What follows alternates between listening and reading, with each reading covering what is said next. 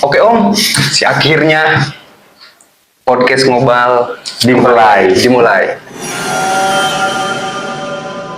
Kita mulai dari pertandingan atau game week 14 Premier League. Tadi malam baru selesai, atau kalau di kita dini hari ya. Dini hari. Semua tim bermain bareng tuh ya di game week 14 ini.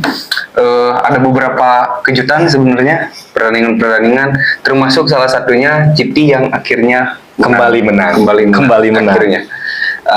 Ada juga tim-tim besar lainnya, ada super big match juga, Arsenal versus Manchester United, tentunya dimenangkan oleh Arsenal.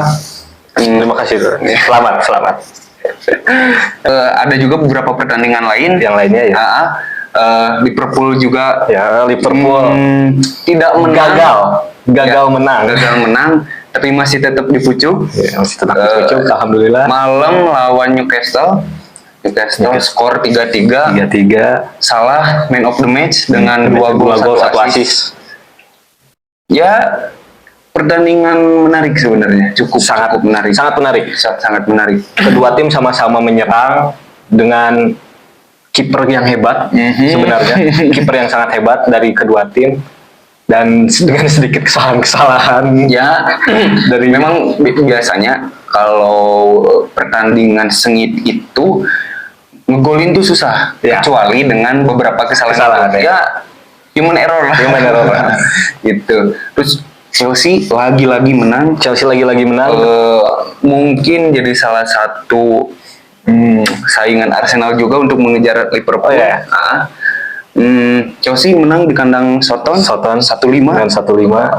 Terus tim-tim lain juga kayak Leicester kembali menang setelah ditangani oleh manajer baru, Ruud van Nistelrooy, melawan West Ham United dengan skor 3-1. Terus ada juga Everton yang kemarin kalah oleh MU, sekarang menang dengan skor yang besar 4-0 melawan Wolves. Aston Villa pun meraih kemenangan. Malam lawan Brentford 3-1 juga. Tapi tim promosi, timnya Elkan Bagot belum menunjukkan performa yang stabil ya. Iya, belum stabil. Masih terbilang turun ya, belum. Mungkin ya karena mungkin sudah sangat lama tidak berada di Premier League ya. Tidak di liga tertinggi gitu ya. Sama saja sebenarnya kayak Soton juga kan baru promosi. Baru naik juga. Ipswich kalah di kandang sama Crystal Palace dengan skor 1-0. Beberapa pertandingan sih paling itu aja ya yang malam main. Untuk klasemen tim saya masih tetap tim favorit saya, Liverpool masih tetap di atas meskipun malam bermain imbang. Hanya saja poinnya menjadi sedikit ya, selisihnya jarak poin. Dengan peringkat kedua Chelsea sama Arsenal itu selisihnya cuma 7 ya? Ya, 7 poin. Arsenal sama Chelsea, ada Chelsea di peringkat 2, Arsenal peringkat 3 dengan poin yang sama, beda selisih gol, disusul oleh Manchester City yang kembali menang dengan poin 26. City sebenarnya menarik tuh. Nanti bolehlah kita bahas tentang City. Untuk posisi 5 masih ada Brighton dengan 23 poin. Ya. Sebenarnya menarik tuh dari posisi 5 sampai posisi 10 poinnya tuh tipis-tipis. Ya. Beda 2-1 poin ya? Beda 2-1 poin. Bahkan peringkat 11 Manchester United pun di peringkat 11 poinnya 19, dan itu kan cuma berjarak 4 poin dengan peringkat 5 dengan Brighton. Tapi Brightonnya kan belum main. Kemungkinan City pun kegeser. Kemungkinan kalau Brightonnya menang. Bisa jadi menang itu. Ya, kita lihat sajalah nanti. Untuk klasemennya, balik ke ini nih, ke tim favorit kita masing-masing. Arsenal dulu deh. Arsenal melawan MU. Ya. Arsenal versus MU. Hmm, saya sih sebenarnya tuh ya malam memang prediksinya tuh menang, tapi saya kira memang menangnya tuh tipis ya antara 3-2 atau 2-1. Saya pikir Masih ada perlawanan lah ya dari MU. ya. Malam pun sebenarnya cukup sengit tuh permainan saling baras serangan. Memang kalau ke efektifan, nah itu lagi-lagi Arsenal Kembali lagi punya ya? senjata atau kartu as dari corner Corner kick kick. yang mungkin tim-tim atau ya termasuk MU Iya. pun tidak memiliki itulah. Ketika kesusahan menciptakan Dan peluang dari open play. open play, tapi Arsenal lagi-lagi bisa memanfaatkan corner kick. Jadi ya selalu jadi solusi lah kalau saya lihat dari beberapa pertandingan lah ya.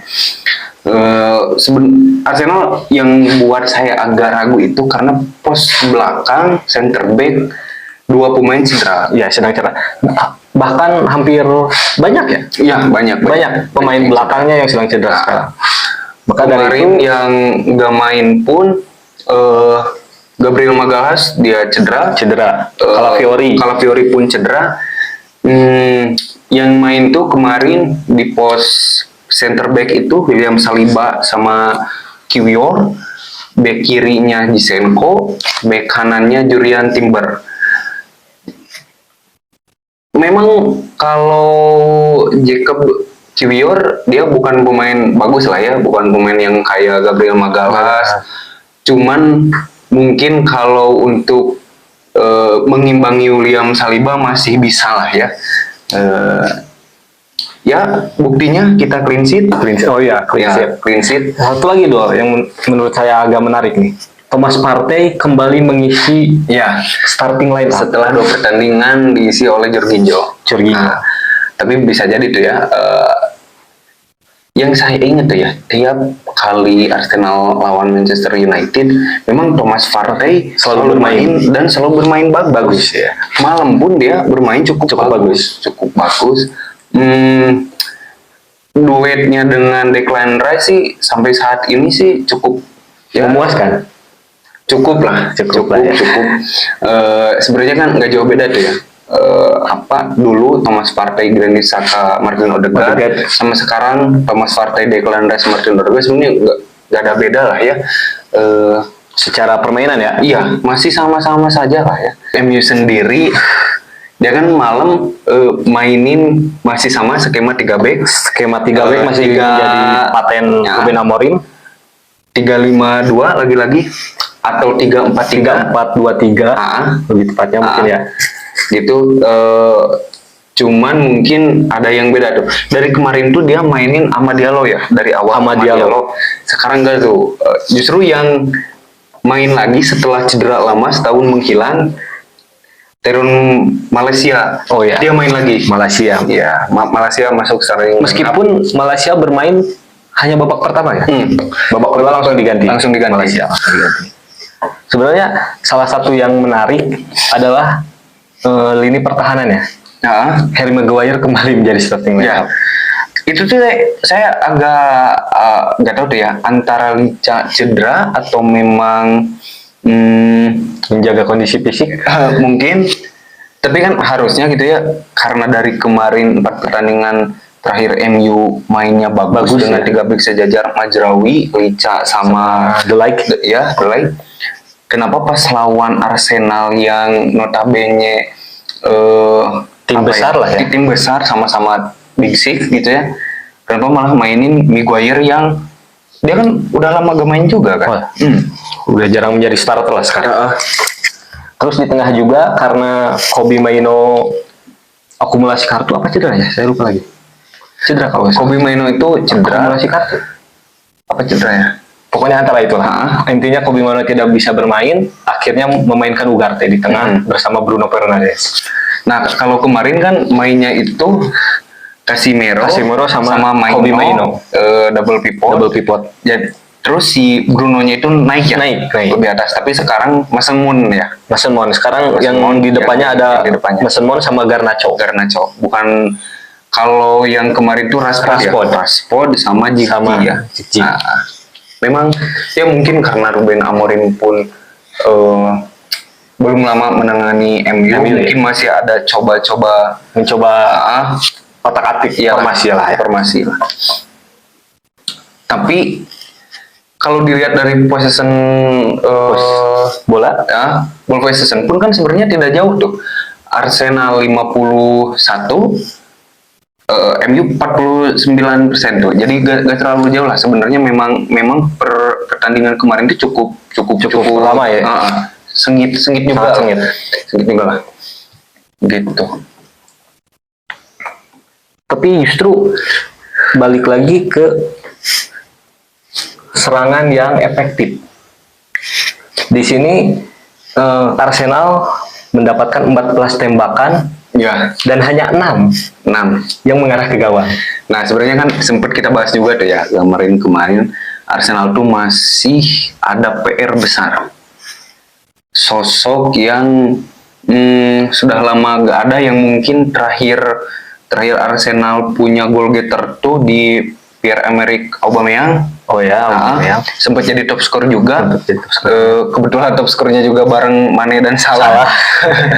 Gitu. Cuman sekarang tuh dia gak ada tuh. Kita sempat berharap ke Gabriel Jesus. Ternyata kan Gabriel Jesus bukan seorang goal getter yang ada di kotak penalti gitu ya ternyata. Memang permasalahan Arsenal itu sebenarnya masih tetap di situ ya. Iya, sampai sekarang. Kita kan Arsenal tuh gak bisa terus-terusan mengandalkan Bukayo Saka ataupun Martin Odegaard. Gak bisa. Di mana dua pemain itu nggak perform, ya mati. Ternyata permainan jadi mati. Sedangkan sisi kiri yang kemarin selalu diisi Trossard dalam beberapa pertandingan terakhir, sekarang kembali diisi Martinelli. Yang saya lihat tuh ternyata Arteta, saya juga baru Arteta tuh ternyata mainin kalau ada match besar, super big match, itu selalu mainin Martinelli di kiri, bukan Trossard. Trossard selalu masuk di babak kedua, ya super sub lah segitu. Cuman Martinelli lari-lari, muter-muter. Tapi di luar dari itu saya selalu suka dengan Martinelli dengan etos kerja yang tinggi lah. Sama seperti Garnacho. Nggak jauh beda sebenarnya dua pemain ini. Skill tidak terlalu sosok lah. Ya, tapi mereka berdua ini kan punya etos kerja yang bagus lah. Gitu. Mungkin salah satu yang mencengangkan dalam statistik itu tendangan sudut. Ya, tendangan sudut di sini Arsenal mendapatkan 13 sudut berbalik dengan MU yang 0. Tidak ada tendangan sudut. Dan dari 13 itu 2 menghasilkan gol. Saya juga masih sampai sekarang pun mungkin ya Arteta di ruang ganti mungkin cara dia menyampaikan ke para pemainnya tuh, karena kita dari open play bukan susah ya. Toh Arsenal pun gol-gol dari open play-nya juga kan jalan. Tapi mungkin salah satu yang ditekankan oleh Arteta itu di corner kick ya. Mungkin ya tadi tiap latihan dari seminggu mungkin 5 kali itu ya itu corner kicknya. Itu sempat ragu sebenarnya.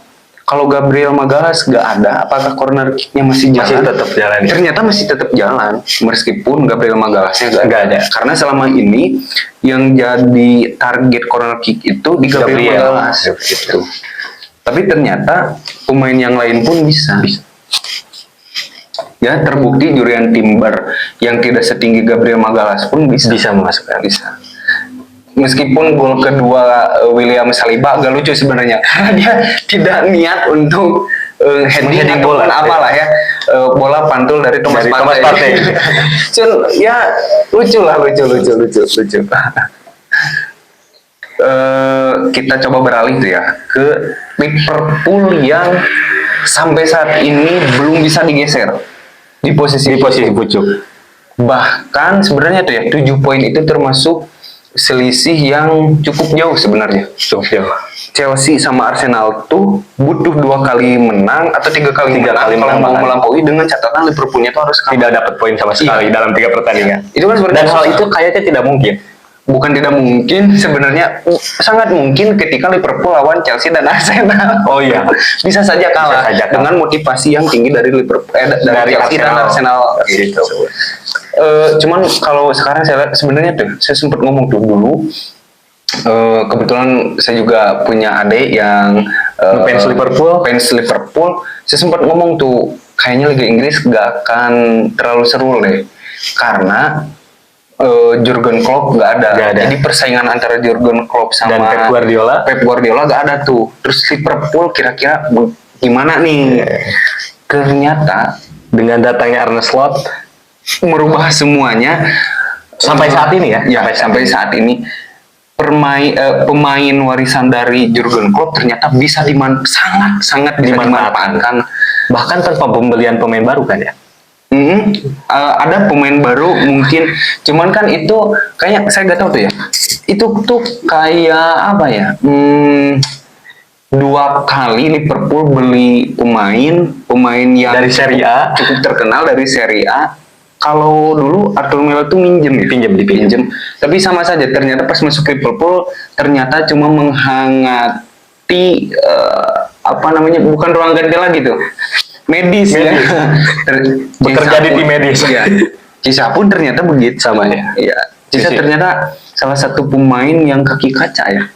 Ya kan emang Federico Chiesa ini selama ini emang memiliki riwayat cedera yang sangat banyak ya dan panjang. Tapi setelah mendapatkan cedera dan kembali bermain, dia bisa bermain impresif sebenarnya beberapa kali. Tapi untuk sekarang belum bisa nih. Iya.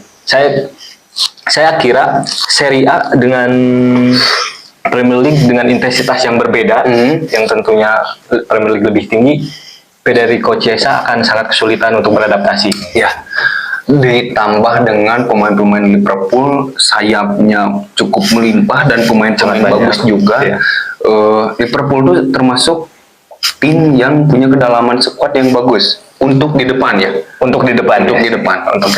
Kalau untuk di depan kayaknya pelatih pun nggak pusing deh kalau misalnya salah satunya tuh ada yang cedera ya. Kecuali Muhammad Salah nggak ada. Tetaplah ya itu jadi apa ya? Salah tuh jadi tumpuan lah. Sama kayak Bukayo Saka di Arsenal dan Odegaard di Arsenal gitu ya. Jadi itu kan jadi PR tuh, ketika Salah sekarang belum mendatangani kontrak baru, perpanjangan kontrak, apakah kalaupun Salah keluar, Liverpool tuh jadi PR besar tuh, punya PR besar siapa yang akan gantiin Salah ya, mengisi winger kanan yang punya kemampuan kayak Salah. Dia cetak gol. Dia tuh semenjak di Liverpool golnya tuh tidak kurang dari 15 setiap musim. Setiap musim. Di Premier League. Di Premier League-nya dia tuh selalu cetak gol lebih dari 15 gol. Udah 2 kali top skor. 2 kali top skor. Assist pun kan? Top assist.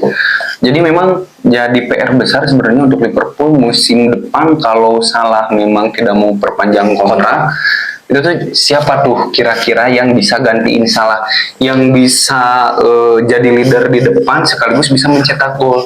Karena kan kalau di Liverpool ya, saya lihat hampir 6 musim terakhir atau 7 musim terakhir dia tuh strikernya tuh justru bukan goal getter, tapi justru Muhammad Salah yang beroperasi di sisi kanan. Kedua wingnya justru yang lebih banyak mencetak gol ketika trio Firman Sahada kan ya. Iya. Firmino lebih berperan sebagai false nine yang banyak menarik pemain bertahan lawan, terus ikut membantu bertahan di depan dan banyak melakukan assist kepada 2 winger tersebut. Ya.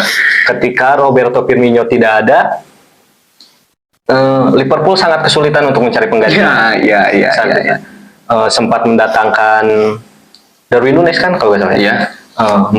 Mane menghilang, Darwin Núñez didatangkan. Darwin Núñez tidak bisa menjalankan peran tersebut. Darwin Núñez itu kan tipe striker yang dia itu target man. Jadi tipenya kan beda ya kalau sama Roberto Firmino. Sebenarnya beda. Sedangkan Porto ya? Darwin Núñez dari Benfica. Benfica. Sedangkan pas di Benfica, Darwin Núñez disimpan di kiri kebanyakan. Iya. Dan bermain di pos tengah. mungkin ya karena intensitasnya pun beda, di Benfica pun kan dia menjadi top skor. Iya sebenarnya. Iya, Di Benfica. Bisa cetak gol pula. Tapi kalau di Liga Inggris saya lihat Darwin Núñez itu dari 100 peluang 2-3 gol yang masuk. Itu kan sebenarnya masih jadi PR. Tapi terlepas dari itu sebenarnya peranan Darwin Núñez itu cukup vital. Cukup vital. Darwin Núñez bisa mengacak-ngacak atau memberi sebuah tekanan kepada pemain bertahan lawan. Iya. Selalu. Tapi ketika ada peluang untuk menjadi gol, Iya. Darwin Núñez selalu menyanyiakan hal tersebut. Sebenarnya menarik tuh kalau kita ngomongin Darwin Núñez. Dia tuh cetak gol bukan yang gol-golnya tuh Gol mudah.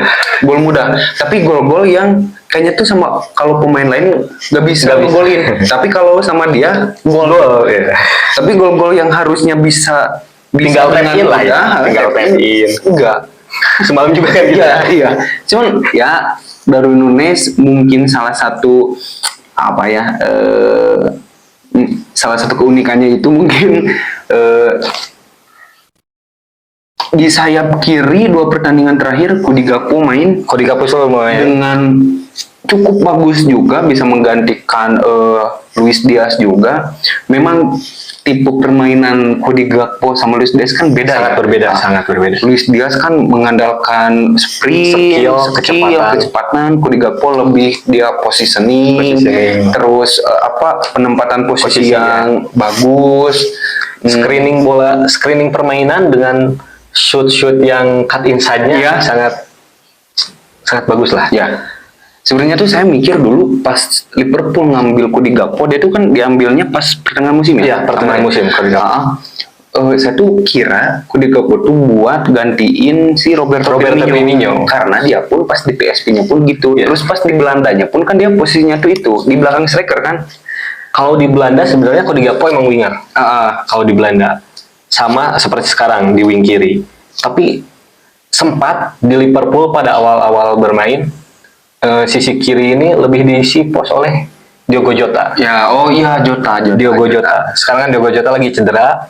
Terus pas pergantian oleh Arne Slot, Diogo Jota lebih sering dipakai di striker di depan number 9. Cody Gakpo pas awal masuk nggak selalu sih ya, sering dipakai di posisi 9 ini. Tapi ternyata kemampuan Cody Gakpo yang cut inside-nya tidak keluar ya, jadi susah keluar dan kurang lah bermain di posisi tengah. Jadi sekarang Cody Gakpo dengan Luis Diaz lebih mengisi posisi wing kiri lah. Ya, sesekali Luis Diaz, sesekali Cody Gakpo. Tentunya kan pasti Arnold Slot pun kan lihat lawannya itu siapa lawan ya. Jadi pasti menyesuaikan dulu lah ya. Liverpool tetap di puncak dan mudah-mudahan mungkin 3-4 pertandingan ke depan Liverpool turun. Dingin. Saya sih nggak apa-apa sih kalau setengah musim Liverpool juara. Setengah musim saja. Kan selama ini Liga Inggris tuh ketika seseorang Boxing Day sebentar lagi kan ya, Boxing Day bisa menjadi juara paruh musim, kedepannya itu masih tanda tanya. Iya sebenarnya. Liverpool beberapa kali menjadi juara paruh musim tapi tidak berhasil juara di akhir musim. Sama sebenarnya kayak Arsenal juga. Arsenal tuh kan 2 musim terakhir dia tuh pas di pertengahan musim dia tuh juara. Juara. Sama. Itu kan 2 musim itu dia tuh disalip sama Manchester City. Sama, musuh kita sama sebenarnya. Tapi justru menurut saya yang agak kaget ketika Arne Slot menurunkan Quansah dan Gomez. Alexander-Arnold dicadangkan terlebih dahulu. Mungkin salah satunya untuk lebih bertahannya lebih bagus, atau mungkin kalau menurut saya salah satu alasannya untuk menjaga kedalaman skuad. Karena kemarin intensitas permainannya sangat tinggi melawan Manchester City dengan Conor Bradley yang masih cedera, mungkin ditakutkan PAA yang baru sembuh dari cedera kembali cedera lagi. Tapi kesalahan Arne Slot ketika memainkan Quansah dan Gomez untuk melawan Anthony Gordon yang sedang baik, bermain bagus, belakangan mereka kewalahan. Ya, ternyata dua-duanya pun kan mereka beroperasi di sebelah kanan Iya, ya, sebelah kanan yang di situ ada Anthony Gordon.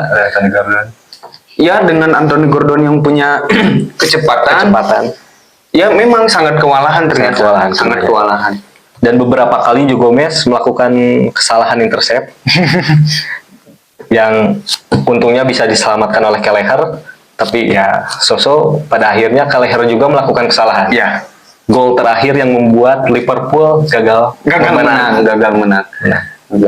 Ya, saya kira sih kalau untuk Liverpool ya, selama pemain yang cederanya bukan pemain-pemain yang penting lah ya, kayak Muhammad Salah, terus di tengah kayak Virgil van Dijk, kayak Gravenberch, kayaknya masih oke lah. Dia tetap kayaknya masih susah untuk digoyangkan.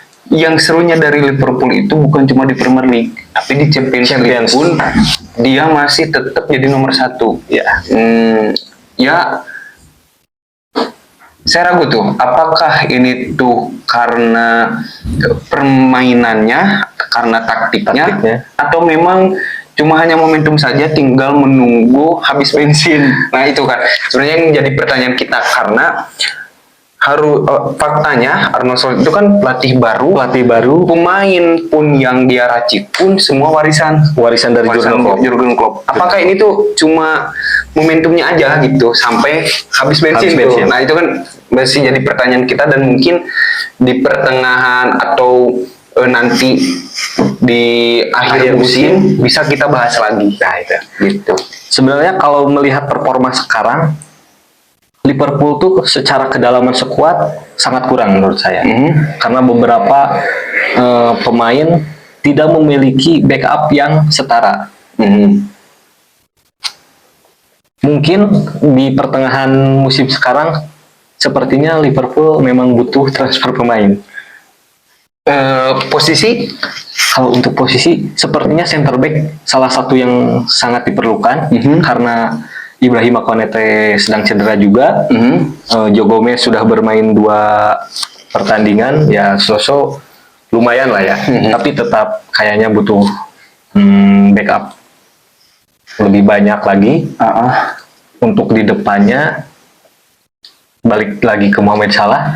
Mohamed Salah ketika tidak ada, sepertinya tidak ada yang bisa membackup. Luis Diaz sebenarnya pernah bermain di sana dan cukup bermain sangat baik Luis Diaz, tapi karena posisi aslinya di kiri, Luis Diaz sepertinya butuh butuh jam terbang yang lebih lagi kalau untuk bisa bermain lebih bagus lagi di sisi kanan. Sedangkan Federico Chiesa yang digadang-gadangkan untuk mengisi itu sampai sekarang belum bisa masuk ke skuad utama. Sebenarnya kan kalau lihat gitu ya, Liverpool tuh, kalau yang saya lihat ya, Liverpool tuh bukan butuh wing, tapi butuh pemain depan yang bisa cetak gol sama baiknya kayak Salah. Sesimpel itu sebenarnya. Kalaupun wingnya tidak jalan, tapi pemain depannya atau strikernya bisa cetak gol, yang baiknya kayak Salah, bisa memanfaatkan peluang sekecil apapun, ya harusnya jalan-jalan aja. Sebenarnya kan itu tuh permasalahan di Liverpool tuh. Nah sampai sekarang tuh mungkin jadi PR besar Liverpool tuh itu, yang jadi goal getter kalau Salah nggak ada siapa. Ya itu, bisa jadi sebenarnya.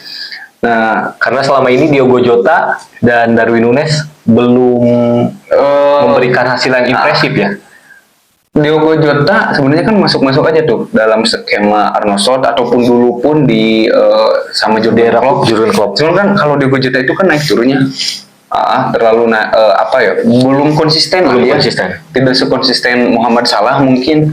Darwin Núñez konsisten tidak mencetak gol. Konsisten, dia selalu prinsip susah mencetak gol. Darwin Núñez gitu ya. Semoga lah Liverpool ada penggantinya untuk Muhammad Salah. Atau kontraknya diperpanjang. 3 pemain kontraknya diperpanjang. Ada Virgil van Dijk, Trent Alexander-Arnold, sama Mohamed Salah. Semoga mereka mau bernegosiasi untuk perpanjangan kontrak. Ya, semoga saja. Kita coba coba untuk ke pertandingan Manchester City kemarin yang akhirnya setelah di Liga Inggris 4 pertandingan terakhir tidak menang. Akhirnya kemarin menang. Dengan skor cukup meyakinkan juga 3-0. Cuman yang jadi perhatian saya itu sebenarnya ke Erling Haaland. Erling Haaland yang entah 7 atau 8 pertandingan dia seperti tidak terlihat tuh. Main tapi tidak terlihat. Kalau musim kemarin, 2 musim terakhir, seingat saya ketika Erling Haaland tidak perform atau misalkan tuh ya, dalam satu pertandingan Erling Haaland main deadlock, ada penggantinya Julian Alvarez. Tapi sekarang ternyata gak ada sosok striker yang bisa menggantikan minimal lah ya, menggantikan posisi Haaland di tengah. Ternyata gak ada. City belum mendapatkan penggantinya. Yang kemarin ngegolin pun ternyata Haaland tidak ngegolin. Kemarin yang ngegolin tuh Bernardo Silva, Kevin De Bruyne, KDB, sama Jeremy Doku. 3 pemain dengan posisi apa ya? Gelandang lah bisa disebutnya. Dan gini dong. Manchester City setelah menjual Julian Alvarez sebenarnya tidak membeli striker baru kan? Tidak, tapi dia membeli wing, Savinho. Kebanyakan membeli wing. Ya, wing. Dia belinya wing, Savinho.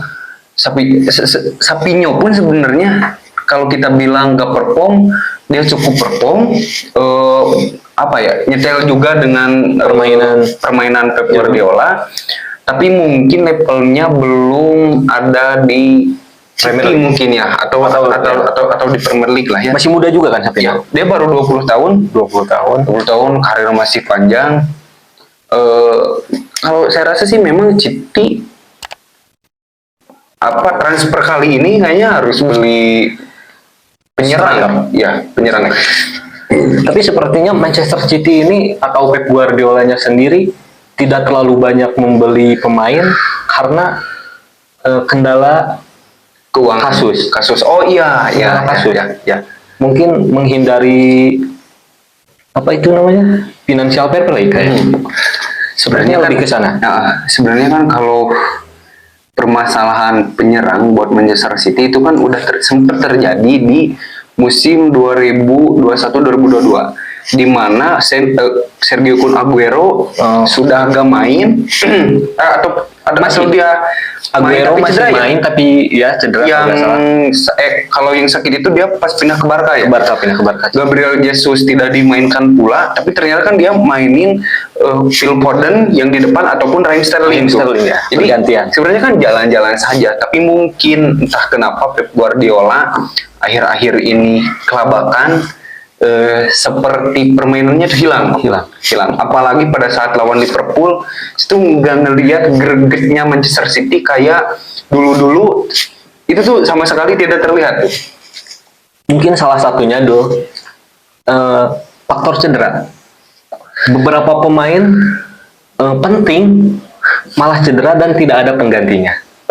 Terutama pemenang Ballon d'Or Rodri. Dia masih cedera ya? Masih cedera sampai sekarang. Sedangkan di posisi itu backupnya Kovacic yang sama-sama cedera. Sama-sama cedera. Sebenarnya kan bisa saja tuh Pep Guardiola balik lagi ke formasi yang 2021-2022 di mana John Stones naik. Nah, masalahnya kan John Stones juga jarang bermain. Cedera juga. Iya. Cedera juga John Stones. Sebenarnya permasalahan Manchester City itu tuh. Kalau saya lihat tuh permainan Pep Guardiola tuh kan tengahnya tuh naik di depan sangat tinggi dan itu menyisakan si jangkar ya satu di mana itu tuh Rodri dan biasanya itu tidak ada. Nah itu mungkin jadi permasalahan yang dimana kalau misalkan lagi diserang agak kesusahan mungkin ya saringannya tidak ada.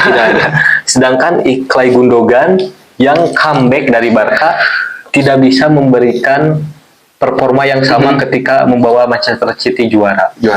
Memang kalau saya lihat tuh ya Gundogan mungkin entah sudah habis masanya atau apa ya. Soalnya permainannya tuh ya berubah banget. Tidak se eksplosif waktu di City sebelum pindah ke Barca. di Barca pun sebenarnya kan menunjukkan permainan yang cukup bagus. Tapi ketika pindah lagi comeback ke City ternyata tidak apa ya, belum mungkin lah ya, belum menunjukkan permainan yang sama lah ya. Atau mungkin masanya pun sudah habis. Ya, tadi.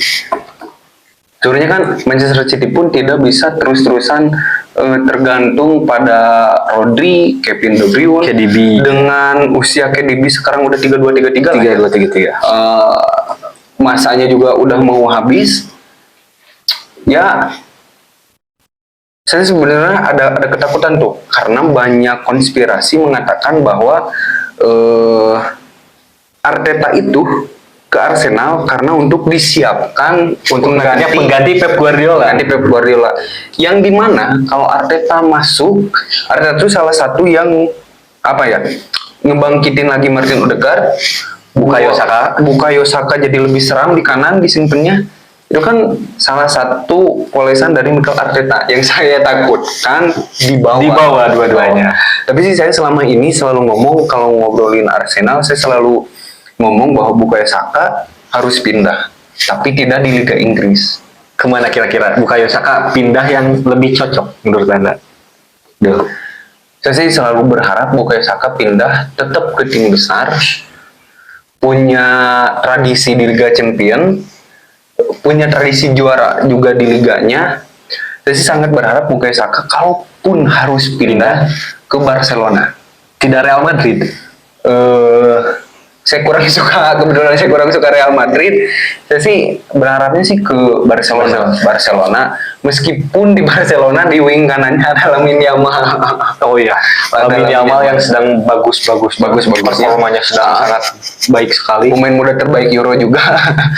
Ya, tapi mungkin sih Bukayo Saka itu kan habis kontraknya itu 2027. Sama Mikel Arteta pun habis kontraknya 2027.